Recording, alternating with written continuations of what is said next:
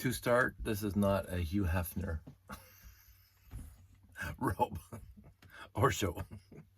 I just got out of the shower, just got home, had a shower. It's after 11 o'clock and Sunday night.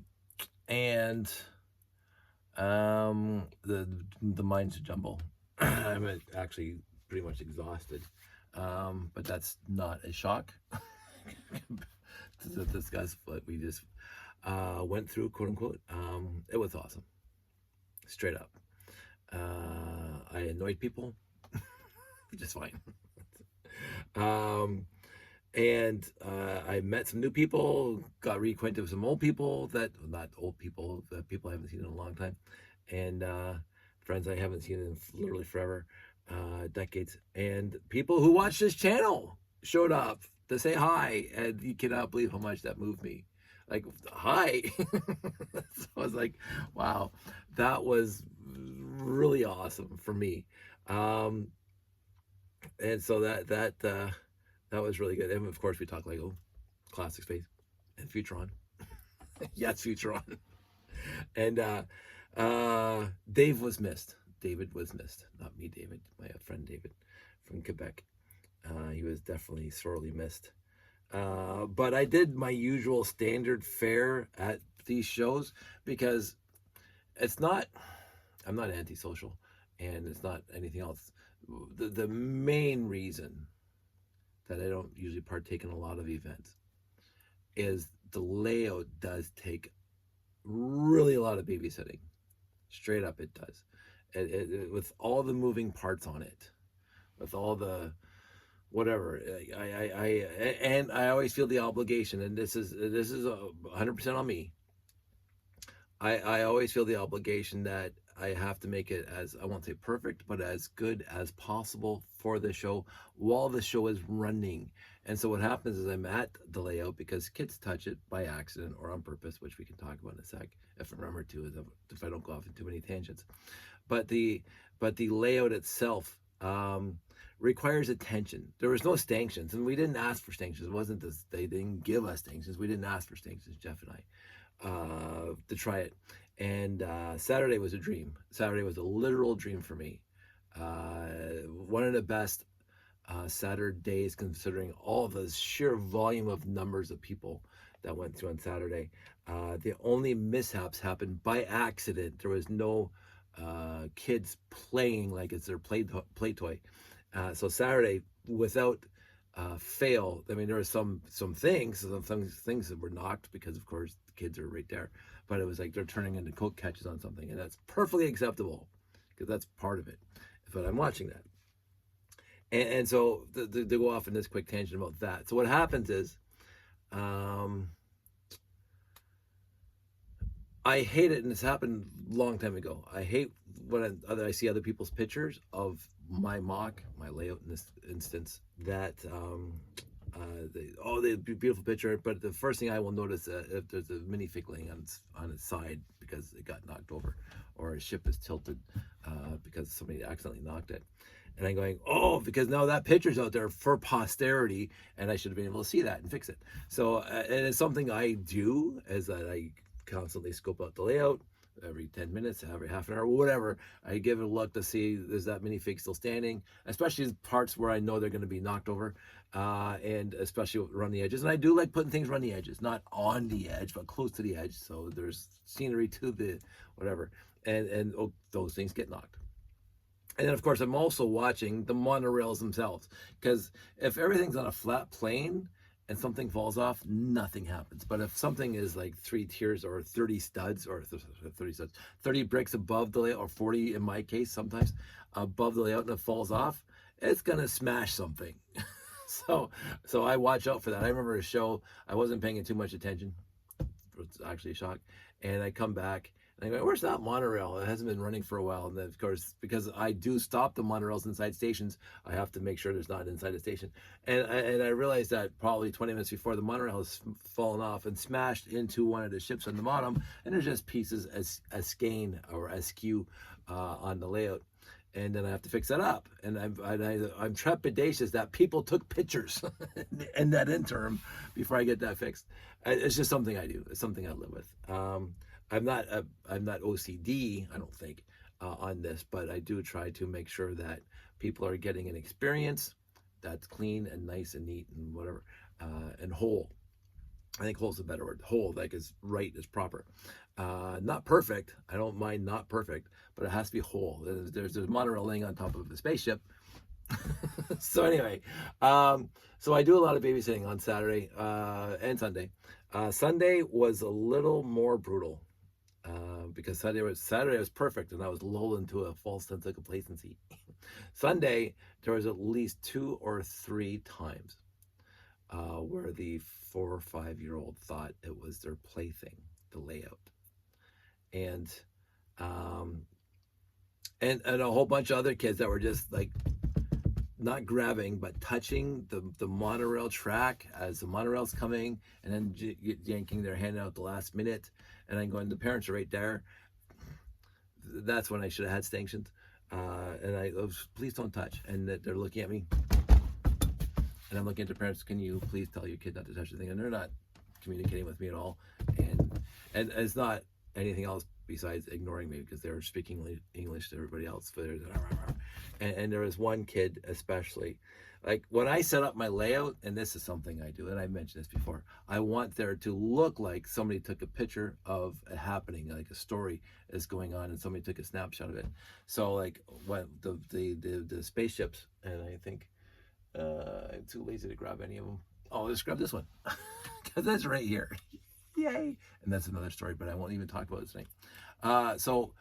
Usually when they're on a landing pad, this is up either on a 45, not 45-degree angle, but it's up enough that in the universe you can picture the guy has either climbed out of it or is going to climb into it because the canopy is up. And so I have this on the layout, and all my ships, the Galaxy Explorers and the 918s and the Starfleet Voyagers, all have this up. And I tried to make a consistent angle just to make sure, like in universe. The one scene I remember, and it happens in a lot of movies, but the one scene where it's really apparent is in the A-Team movie when they're in the, I don't know, if it was the CF-30, whatever, and they're driving down the taxiway, and all the F-22s are parked, and it's smashing all the canopies because all the ships are, and the canopies are exactly the same. I like that scene. I like this. Not the smashing of the canopies, but I like when in a war movie and you see all the aircraft that are perfectly lined up. I like that. And so I have them up like this, and the kid was walking around the entire layout, and reaching in and closing all the lids. And I was following him. I was reopening them, and so I opened them, and then he went like that, and I said, please, and I grabbed his hand because I told him a few times, please don't do that. And he's defiantly looking at me, and the parent is like, I'm going like, I'm going to be very clear about this. Not a detector, but listening to the kid, talking to the brothers and all that stuff, there wasn't any case of a learning disability or anything else here, just defiance, just straight out defiance. And he was like, and he hit it hard, and I go, ho, ho, ho, ho, ho. No, please stop. Mom, please get your kid to stop that. And the mom finally looked down and grabbed the kid and held them back. And I reopened up all the canopies. But you could tell the kid wanted to close them again. This is not your plaything. You have your Lego at home. Go play with your Lego at home. This is not a plaything. Now, again, the expectation is, and I've done this for almost 30 years now, doing shows since 1998-ish. So it's coming up to this past 25. That the expectation is there will be damage, there will be mayhem, there will be accidents, there will be smashing. I can tell you stories about massive smashing in the past, and massive accidents in the past, and massive whatever. But when the kids are defiantly like, and I say, please stop, please don't touch, it's big signs say do not touch, and then I'm going, okay, I want to kick you out of the show now. I just don't want to put up with this. And of course, I know you're also tired. So I'm going to say it might have been a little bit me being a little bit tired. And normally, maybe if I was less tired, I would have let it go until the kid got his, lost his interest and went somewhere else. But he ran the entire layout and closing all the canopies like that. And then like smashing him down and then going, oh, for the love of everything. And that was one. And the other one, the kids were just grabbing the spaceships and flying them around. I'm going, I get it. I honestly get it because that's what I did when I was a kid. But I own this one. So I get to fly this one around. You are not my friend. You're not invited to my house. You don't get to fly my spaceships around the room because I don't know if it's going to disappear. So I try to put a stop to that. The other one, the other one that was possibly, I will say the worst, but in the grand scheme of things, oh well. I do not know how many minifigs are on my layout. I know it's over 200, but I do not know the exact number of minifigs on my layout. But I do know there are certain sections in the layout where it's exactly the same number of minifigs that have always been there, and it is a point made by me that that's the number of there because, for example, there's one shuttle launch right beside the rocket launch platform that has 4 spaces for a shuttle. So there could be potentially 4 shuttles there. There's always 3 shuttles. There's always 3 shuttles there. And there's a spare slot for a shuttle because for me, again, in universe, the monorail train that carries shuttles goes around and in universe drops them off at those launch platforms. That's the whole point of that layer of monorail is that it has shuttle launch pads all the way around it, and the monorail carries shuttles to go back. And so there's always 3 spots that are full and 1 spot that's empty for in-universe, the thing dropping off. And therefore there are 3 minifigs on that landing platform, on that launch platform. And when we came back from wherever we were, we had to go for a walk. We had whatever we were doing. We came back 10 minutes later, and the shuttles were pushed in enough to stop the monorail. So that means that somebody took the shuttle off. And it could have been a little kid. Absolutely could have been a little kid. But you can't just push it back because, of course, it's got the stop on it. So they lifted it up and pushed it back and left it laying on the tracks kind of upside down and whatever. And one of the minifigs was missing.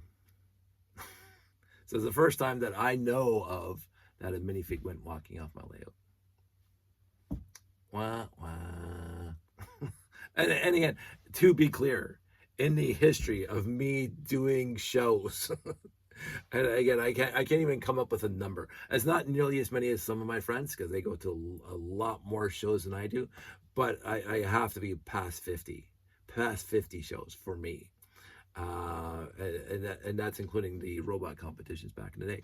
But the hobby shows and the toy train adult shows, the Christmas shows, blah blah spring shows, and then the festivals. What I did on my own is like 5 or 6 a bunch of years back, and even still going to do my own. I have to well more than 50 shows in my life. Lego shows displaying something. That's the first time I remember now. That's the first time I remember that something ever went walking, and I know it went walking because I know that platform. It wasn't anywhere to be found when I took the layout down today. There's no minifig there. So that was, and so somebody played with them and took the minifig, and it could have been a 4-year-old, whatever. Which also brings up the next point that I have. As I talked about this ages ago, and most of you probably don't even remember, as I talked about getting some plexiglass. And I actually priced them out a while back, and it was pretty expensive. But you put plexiglass up about 12 to 14 inches, and so that stops the reach in, especially in those locations where there's something close to the edge, like the shuttle launch pad. So I thought about that the second I saw that when I came back. And the kids that are trying to stop the train and whatever. Right off the bat on Saturday morning, I was near the glass of the front of the hotel. There was like 2 or 3 feet from the window to the layout. It's kind of an angle. And then Jeffy's right next to us. And then we had talked about putting a chair or blocking to stop people from coming behind the layout. And people started coming in early. And at 8:45, all of a sudden there's the whole family in the back with me while I'm trying to get ready. And again, I'm trying to be polite, like, you're not supposed to be here, and they're completely ignoring me, and they're like looking, oh la la la, and it's like so I'm trying to get the chair ready to block them as soon as they leave, but they're there for 10 minutes, and all of a sudden, boom, the entire room is full. And of course, other people in the public see that these people are behind the layout, so they try to get behind the layout. So I know, excuse me, sirs, can you kids, you have to get out of here. Oh, no, you have to not be back here. I'm back here. I own this layout. I'm trying to display it, and I can't do it with you standing here. So they were not happy about that, which is fine. They were fine. I had a whole bunch of parents that were very apologetic, which again, this is why I know good parenting. Little Susie, I don't know the kid's name, but we'll say little Susie. Her coat caught on one of my little spaceships near the edge and it fell on the floor. There's a carpet floor. The pieces didn't go flying everywhere. And I went over there. Oh, don't even worry about it. Oh, we're so sorry. Blah blah blah. And I picked it up. It was like a little tiny space scooter. It was like 15 pieces. Put it back together. Put it in the layout. I really appreciate that. I really appreciate when I see that, because I watch, not like a hawk, but I watch when the kids come close and they're leaning against the thing and the monorail's going right past them and they reach out and I see the parents grab their hands and say, no, no touching. Love those parents. Really appreciate those parents who are there in the moment watching their kid. Because a lot of parents, and a few that I had in the show, the kids run wild. And the second you try to stop them, they're defiantly disobeying you, even though you're being polite, and it's like you just want to say, "Hey, kid, like, I'm gonna call a big guy over there to come and carry you out of this building, because like this is not something I want to deal with." And again, with my layout, I've had many accidents before. I have replacement pieces. Like if one of my things breaks, whatever. Other people there are making these beautiful mocks, and they have to order parts from everywhere, and it's like some sort of art thing. They put a lot of effort into it like that. And these kids are going to come over there and wreck that. So I balance how much effort I'm going to put into telling these kids to stop versus how much effort is going to be to fix something going down the road. But anyway, so that was, but overall, the public hours were utterly fantastic. Overall, the show was exceptionally awesome. And this is one of the few shows that was really, to me, a very nostalgic show, because there was a lot of people there that I hadn't seen in a bunch of years, some even over a decade, and they were there. And when we were talking, we were reminiscing about the shows we used to do, which were just the Cat's Meow. And so this show felt like that. And Graham, the organizer, the runner, the guy who runs it and owns it, fantastic. He was very, very accommodating and very, very understanding. He had some health, he broke his hip or something. But he still had a whole bunch of support people, and he himself was there every single day, managing things and being just the best guy on the planet, taking care of all that. And he even said, I heard him talking to somebody when we were taking everything down. He's talking to somebody that his whole plan for this show, as it goes forward, Bricks in the Six, is to be like Brick Fat, which I thought was just fantastic. Because I cannot stop singing the praises of my friend Janie. One of my concerns was that Bricks in the Six was going to be radically different and feel like more like Brick World Chicago, where you're just a person displaying. So I can't disparage the Brick World Chicago, but it wasn't Brick Fat, and so run by fans for fans, and by fans. And so Graham even used that expression. Oh yeah, it's because I'm trying to be like very, very homage to Brick Fat, which people really did love, and I felt that this weekend. I really did. And yeah, so he was great. All his volunteers were great. I mean, I talked to Sean a lot. I talked to Simon, obviously, because Simon's a friend of mine, and he's always great. And all the other volunteers. And Josh got to volunteer at this one. He was a doorman for a while and other things. So he helped where he could. It was just fantastic. So in the end, A+ for the show. Even with the bad parenting that I saw witness for like 2 or 3 people, it doesn't matter. The entire show was A+. And as I say, the rest of the time, the parents were the public days were fantastic. I went to very, very few seminars, symposiums, or workshops. I heard they were awesome. The rest of them were awesome. I babysit my layout, and I was so thing. So specifically about the layout, we'll talk about that again for a minute without talking about how kids trashed it. I showed up Wednesday night. at right after work, 5:30, 6 o'clock, and basically for the first 3 hours, I helped Callum with the tables and the layouts, and the plan where people are going to be. But after 9, he didn't need me anymore, so I got the van, I brought my stuff in, and I put the boxes down, and then I started setting up the layout, which is, put the box down, put the rails on, blah blah. I got all the 9 modules of wood and base plates down, and I actually started putting buildings out before I got too tired and I went home. I can't remember if I did the monorail on Friday night or Saturday morning. I don't think. I mean, Thursday night, Wednesday night, or Thursday morning. I can't remember. But anyway, um, I did what I could with the layout. So Wednesday night, drove home, had some sleep, drove back the next day, Friday, or Thursday. Keep on getting my days mixed up because I'm so tired. Wednesday night, I was there for helping Kellen with the tables, and then I started setting up layouts. So all day Thursday, setting up the layout. Friday was basically air checking in. So I hung around and I went places with people, whatever. But a lot of Friday was dedicated to correcting and getting the timing right of the monorails and why isn't this working. There was a few mishaps where the electrical grid didn't work, not making me happy.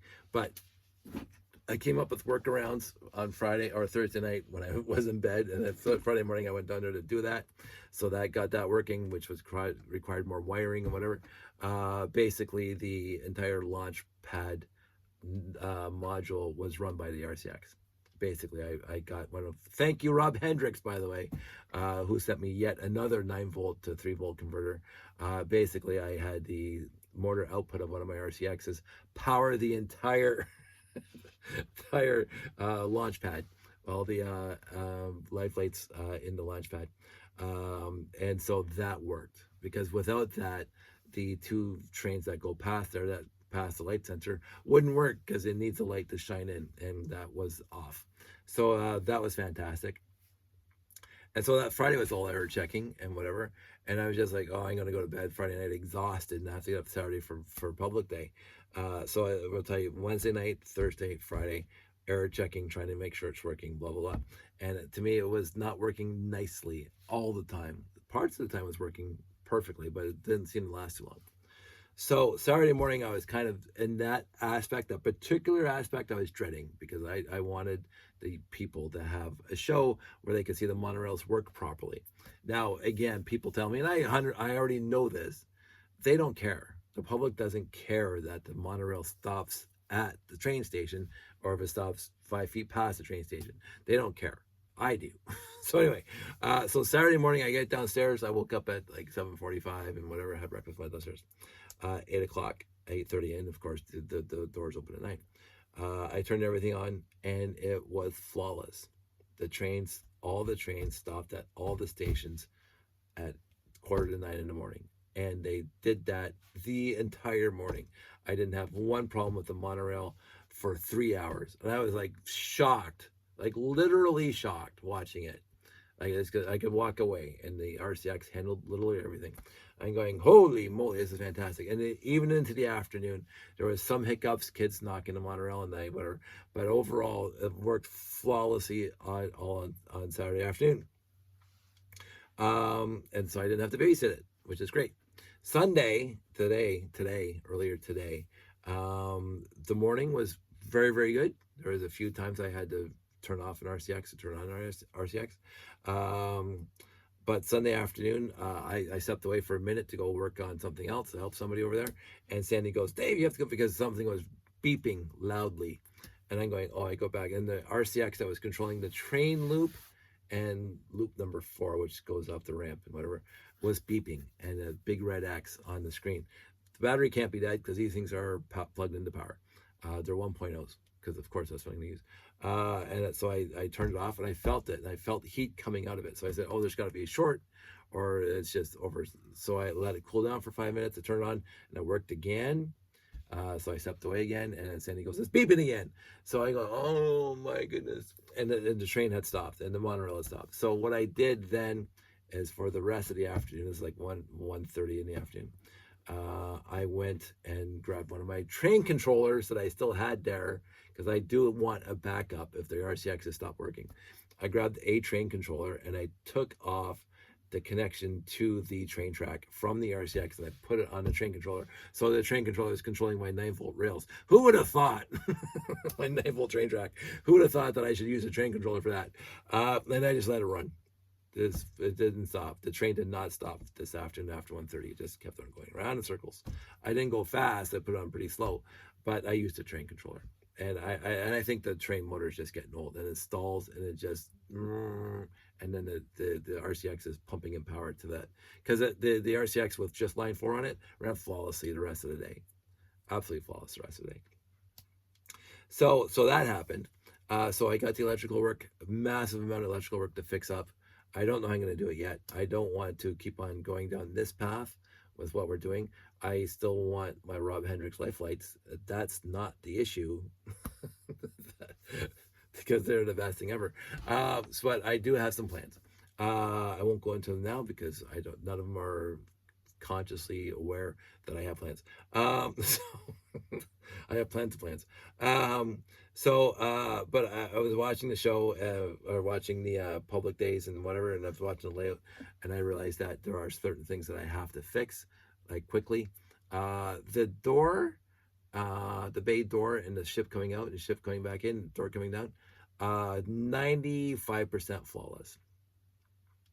I think somewhere in there, the rack itself, that the long rack that pushes the ship out and then pulls it back in, the rack itself near the actual gears that pull it out and whatever, I think that rack is getting caught on the lip between 32 by 32 base plates, because all of a sudden it goes halfway in and it's stuck, and I push it and I feel this little, and it keeps on going. But if I don't see it, the ship gets stuck there, and the door comes down and lands on top of the ship. Of course, it doesn't break it because the clutch gear, but it is something. It happened like maybe 4 or 5 times in the entire show. The other thing is I'm going to remove the motion sensor for that from the public, because they're waving it, and nothing's happening, or the shore's already going up. So they don't understand, and I don't have time to tell them that you have to wait 2 minutes to do it again. Kids aren't going to wait around for that. So I'm going to repurpose the hand waving onto a satellite dish, a radar dish. Not nearly as extensive as my last one that I built, where it had X, Y, and rotation. Like it has a Y component where it go up and down and spin around. I'm just going to have it spin around. You wait, you wave your hand on it, and it spins around, and then stop. And you wave it again, it goes the other way. So because exactly like my moving art. So I already have the program created, so I don't even have to get a new program. So I'm going to build one of those really, really quickly. Well, not really. I think my next show is in February or March. So I got like quote unquote 4 months. But I want that ready for that. I have a few other ideas that I talk to people at the show about, which is fantastic. This is why I love the show. Like-minded people are there, and they have suggestions that I do take to heart. Again, even people who watch this channel who showed up and we talk to me about stuff, fantastic. And I'm going to listen to them and take their stuff to heart. Other things. There's so many things to talk about. The hanging out with friends was fantastic. Hanging out in the foyer, talking at 1 o'clock in the morning, just loved it with Parliament. I think at this show, I at the end we did a group photo of Toro Lug after the group photo of everybody, and there was a lot of Toro Lug members there, but they were not nearly as pronounced as the number of Parliament people. The Parliament's picture had fewer people in it, but they seem to make their presence known more. I don't know what that is. That's how I felt. I love my Toro Lug people. The people are nice, but I did seem to run into more Parliament people at the show than Toro Lug. That doesn't matter. It's irrelevant. But even Toro Lug, Mark and his daughter, fantastic talking to them this weekend, and a whole bunch of other people from Toro Lug that I haven't seen in a while because I haven't been to any meetings or whatever. Talking to them was fantastic. And talking to some of our friends from Buffalo. I mentioned Buffalo, the Lego Users Group. We did the Niagara Falls Comic Con a few months back. lovely people, and a few of them were there at the show. Got to hang around them this weekend. I hung around some 20 somethings that I absolutely adore. My friend Daniel, which I've known since he was a little, well, a young teenager, TFOL, when he came to BrickFest a decade ago. Seeing him every year, fantastic. Love catching up with him. And the other kids around his age, I'll hang out with the kids. And the older people, and our generation and older, getting caught up with all of them. So that was fantastic. So again, it was an absolutely wonderful show. I'm gonna stop making comparisons. Oh, that was my favorite show. I'm kind of trying to get away from that. But it was an absolute A+ show across the board for me. And even with losing a minifig, even with having very few bad parenting moments, but I can't get over it. And the swag, yeah, the absolute swag. And I might do that in a separate video. But oh, you know what else worked, by the way? Seek and Find. So we got our bag full of minifigs for Seek and Find. Went over extremely well. I should have done it years ago. Thanks, Jeff. Should have absolutely done the Seek and Find years ago, because that was perfect without me putting any effort into it. Just put the picture on the box. The boxes were great. Oh yeah, so let's get back to that tangent that I started at the beginning, like 30 minutes ago. So I added that layer, which is, I'm too tired to get on my chair. It's over there because it doesn't fit in the box yet. I added that layer, so now the tower's over 6 foot tall. It's 6'2" and measured it. It's 6'2"-ish. So it's an inch taller than me, which is fantastic. And somebody had mentioned to me that the kids would not be able to see on top of the landing pads because it's too high. And I didn't take that into consideration when I built that layer. And that's exactly what happened at the show. You see dads or moms trying to lift up their 10-year-old, their 8-year-old or whatever, so they can see on top of the landing pads. So I was thinking the entire show after that either I'm going to put the layout back on the ground, but basically in the bed rail, so it's going to be 6 inches off the ground. But then I thought, I have those half boxes, because my square boxes are 22 by 22 by 22. My boxes where I put the wood in, the modules, are 22 by 33 by 11. They are 11 inches high, because there's two of them. There's the two of them make the 22. And so I was thinking that I'll just put the layout on top of those, and it'll be 11 inches shorter, which is less than or more than the layer that I built. And then try that next show, see how it works. The issue for me is that then I'm going to be bending over more because it's going to be down farther. But I'm going to try it. So that's going to be my next show, where I basically lower the layout. And I'm looking forward to that, to giving that a shot. So I'm not going to talk about the swag now. I'm going to talk about that later. I've already been here for 33 minutes talking about, blathering on about stuff. Watch my videos. I posted a lot of shorts on TikTok, but also some shorts on YouTube. I try to balance it because I do both. So I got videos of some of the things that I found interesting at the show. There was so much there that I found interesting, but I couldn't videotape it all. So because the mock didn't make it into one of my videos, does not mean I didn't like the mock. It just means I didn't have time, or the wherefore, or I was babysitting my layout. There was so many things I loved to see there. It was just there was, I kept on saying this, not necessarily 100% for me and my loves and appreciation, but there was not a bad mock at the show. There was not a mock, anything I saw that says, why did you even bother bringing that here? There was not one in the entire show. There's a few people like me who brought sets, but they were encompassed in a huge mock. There was one of my favorite mocks, and the landscaping was fantastic. There was a Jeep on a rugged road with plants, so the Jeep was about this big, right? So all of a sudden you have to make the tires this wide and blah blah, and you see the ruts in the mud, and then the plants like ferns and stuff have to look like there's the scale for the Jeep, and they did a fantastic job. but they had the Fox set, the set of the Fox. I think it looked exactly like the set from the Fox, but that's appropriate because he's out there in the backwoods and whatever, and this fox is watching him. So I like that they used an actual set that had that.